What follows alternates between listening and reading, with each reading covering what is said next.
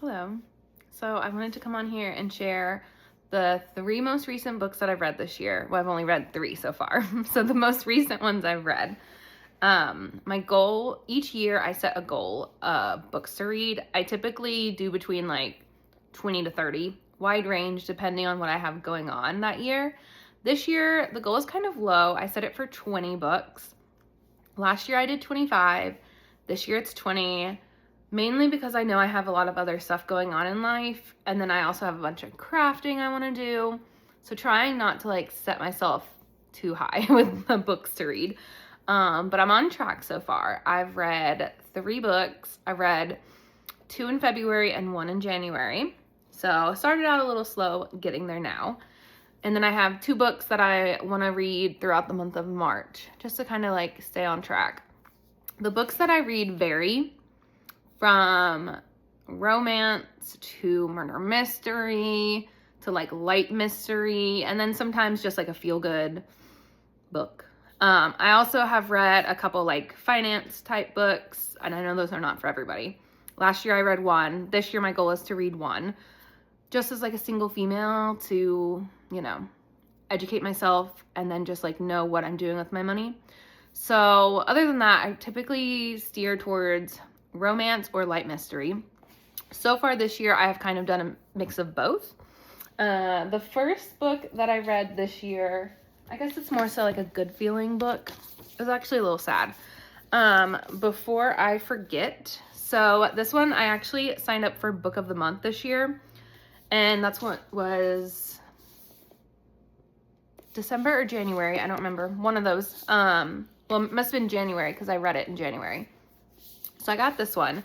This one, basically, it's kind of sad, but she goes, I want to say she's like mid-20s, and she goes and kind of relieves her sister from taking care of their dad that has Alzheimer's.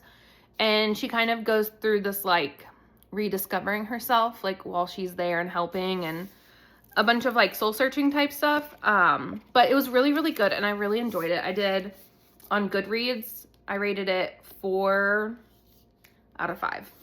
So I really liked this one. It was kind of sad at like parts, just because of like family dynamic, Alzheimer's, that sort of stuff. But I really liked it. So that was book number 1. And then the second book, this is one that I started reading the series last year, and there's like 24, I think, 24 books, but it's Sue Grafton books, and this one is F is for Fugitive.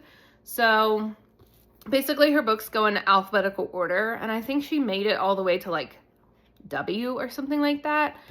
But they're actually a series of books that my mom read like when she was like my age back in the 90s. But last year I got into them. So I did A through E last year, and then I started with F this year. So they're a mystery, but they're a very light mystery. And there's like some romance involved, but like not a lot. So it's kind of like a good balance, and it's not so like murder mystery gory type things. Like it's very much a light mystery book, if that makes any sense. But they're pretty quick and easy to read through. I mean, this one has less than 300 pages. I don't know, I really like them. But so the next one that I'm going to read is a G. You don't necessarily have to go in order. Like they don't continue on like the storyline. It's a new storyline each time.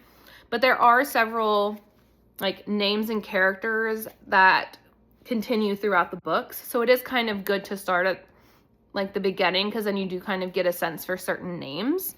But yeah, enjoying those. And then the most recent one is one that I finished over the weekend actually. And this one is Beach House Rules by Christy Woodson Harvey. This one came out last year, so it's like a newer one. I typically like her books. I forgot to say, this one I did a 3 out of 5 stars.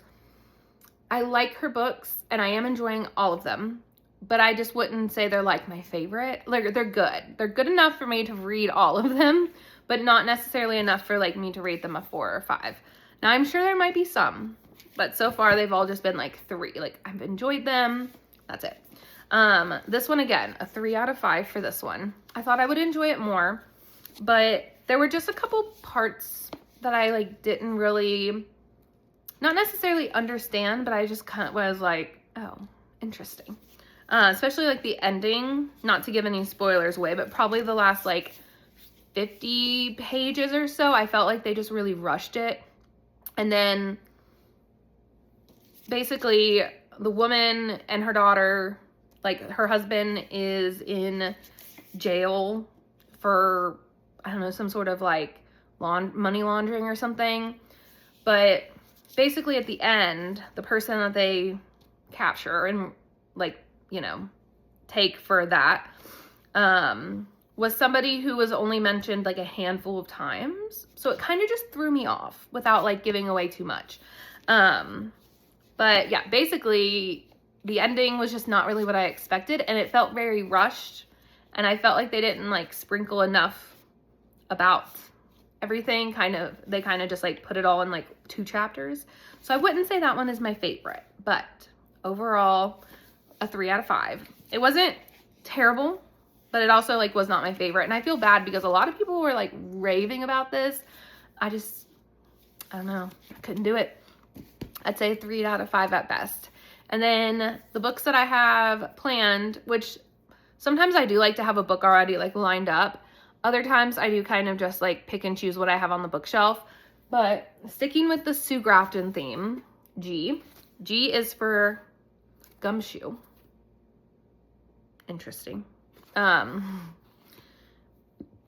Very interesting. But yeah, so this will be the next one that I dig into.